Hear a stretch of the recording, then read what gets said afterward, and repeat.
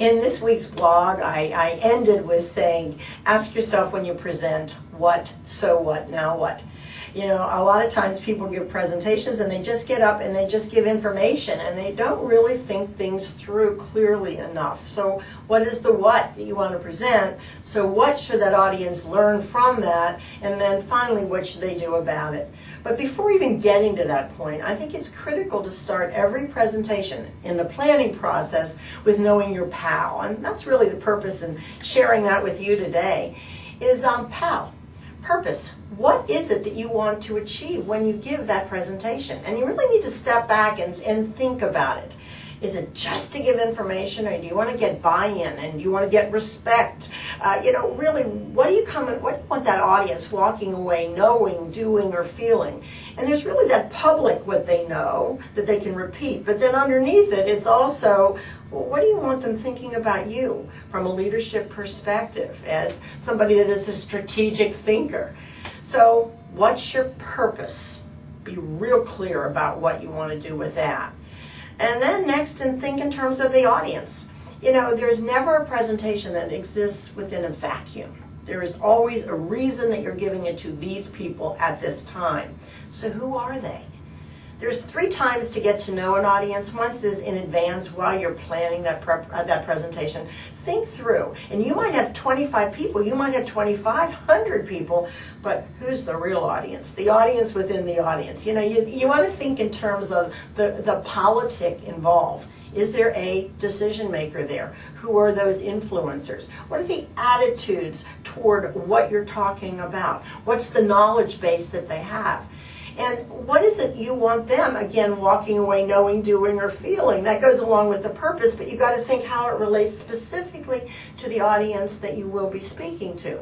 Now, of course, you get to know that audience in advance by learning, reading about them, talking to them, talking to others that have spoken to them, doing your research so you get a real sense of who those people are.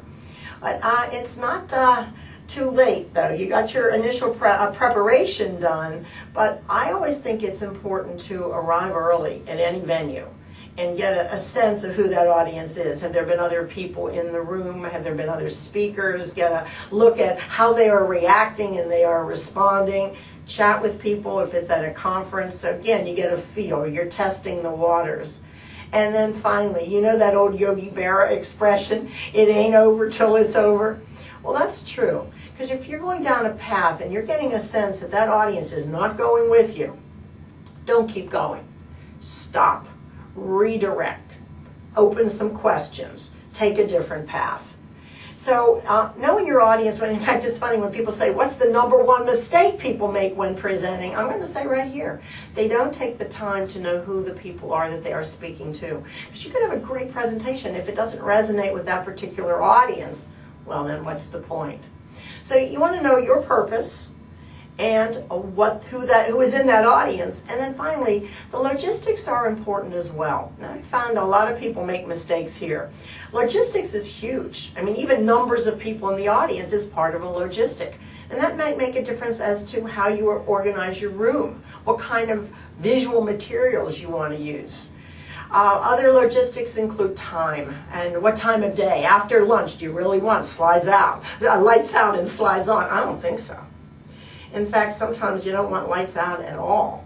But you want to think in terms of what time of day will that audience be most responsive? Do you always have a choice? No, of course you don't. But you need to think it through.